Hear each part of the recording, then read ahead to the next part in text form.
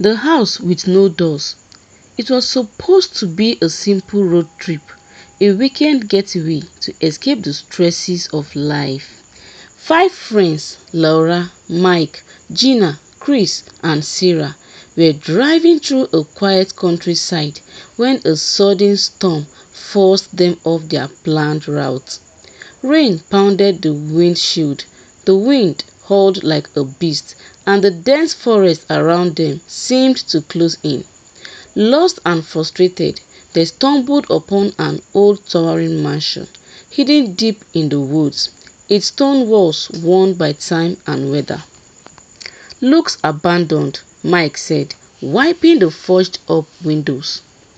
"It's either this or sleeping in the car," Laura replied, shivering as she stared at the eerie silhouette of the mansion. Desperation and the promise of shelter drove them towards the house. They pushed open the creaking gate and made their way up the overgrown path. A sense of dread hung in the air, but the relentless storm left them little choice. They stepped into the grand foyer, which was dimly lit by a few flickering candles. The door slammed shut behind them, making them all jump. Laura turned to open it, but there was no handle. "Where is the door?" she asked, panic creeping into her voice. Mike pushed against the wall where the door had been, but it was solid, like the wall had never been broken. Gina tried to peer out of the windows, but they were covered with thick dust-coated glass that didn't seem to budge. Chris pounded on the walls in frustration, but they were unyielding. "This isn't funny," Sarah muttered, her voice shaky. They all looked at each other, fear starting to replace the annoyance. The mansion was huge, with rooms branching off in every direction, dark hallways stretching endlessly. They wandered deeper, searching for a way out, but every turn led them further into the labyrinth. Each room they entered told a story, dusty forgotten tales of the house's past inhabitants. In one room, a broken rocking chair rocked slowly on its own. In another, an old gramophone played a scratchy, mournful tune that echoed through the house. They found children's toys scattered in the corner, untouched for decades, and the faint sound of distant laughter that seemed to come from nowhere. "Something is not right," Chris whispered as they walked through a dining room where the table was set for a feast, food rotting and covered in mold. The air grew colder and heavier. Time seemed to slow down, each minute stretching into eternity. The mansion whispered to them, soft voices that teased and taunted as if the walls themselves were alive.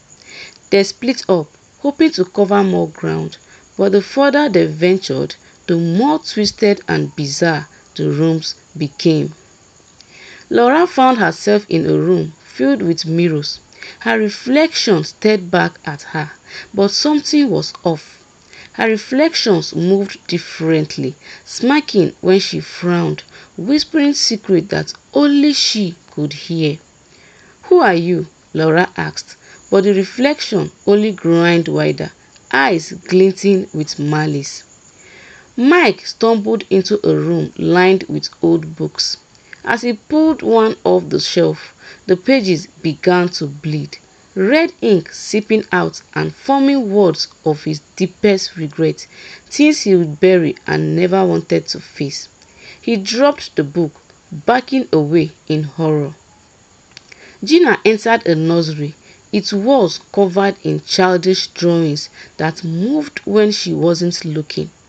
A child's voice called her name, soft and sweet, but when she turned, the room was empty. She felt tiny hands brush against her legs and she bolted, heart racing. Sarah found herself trapped in a room that was a perfect replica of her childhood bedroom. Memories flooded back, ones she had fought hard to forget, her parents' fight, her lonely night. She screamed, banging on the walls, but no one could hear her. Chris, meanwhile, wandered into a room filled with old photographs. Each picture showed someone he knew, friends, family, but their faces were twisted in pain, eyes black and hollow.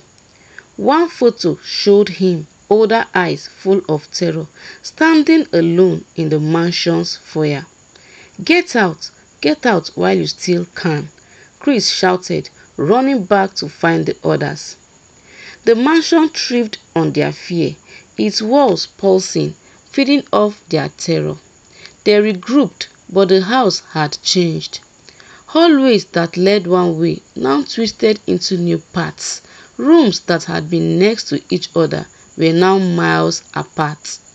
The mansion was a living maze, shifting and changing to keep them lost and afraid. "We need to stay together," Gina said, her voice trembling. "This place is messing with us." But it was too late. The mansion had dug into their minds, pulling out their darkest fears and turning them against them. Shadows darted in the corners of their eyes.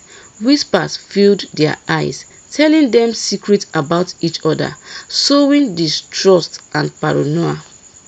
Mike turned on Chris. "You led us here. This is your fault." Chris, angry and scared, pushed Mike. "I didn't ask to be trapped here." Laura screamed at them to stop, but their voices were drowned out by the growing hum of the house. The walls seemed to pulse with energy, vibrating with their fear and anger. They were running out of time. The mansion grew more insistent, more aggressive, doors slamming shut, walls closing in. The air grew stifling. The sense of being watched became unbearable. They were no longer just lost, they were haunted. In a moment of clarity, Laura remembered the strange whispers they had heard upon entering. The house feeds on fear. She closed her eyes and took a deep breath, trying to calm herself, but the mansion fought back, showing her visions of her worst nightmares, her failures and her losses. "We have to face it," Laura said, voice steady despite the terror clawing at her mind. "We have to face what we are afraid of." One by one, they forced themselves to confront the horrors the mansion threw at them. Mike faced his guilt, Gina had her loneliness, Chris his anger, and Sarah her regrets. The mansion roared, walls shaking, lights flickering as it tried to hold on to them, but their resolve grew stronger. As each of them faced their fears, the mansion's grip loosened. The walls stopped shifting, the whispers quieted, and the air grew still. They found themselves back in the foyer, staring at the spot where the door had been. Laura reached out, and this time her hand met the cold metal of door handle. She turned it, and the door creaked open, revealing the storm still raging outside. They stumbled out, soaked and exhausted, the mansion's haunting presence lingering behind them. As they drove away, the mansion seemed to disappear into the mist, leaving them with the chilling memory of what they had endured. They never spoke of the mansion again, but the fear it had planted in their hearts never fully left. The mansion, silent and waiting, remained hidden in the woods, ready for its next victims, its hunger never satisfied. Thanks for watching this video. Like, share and comment. Bye bye.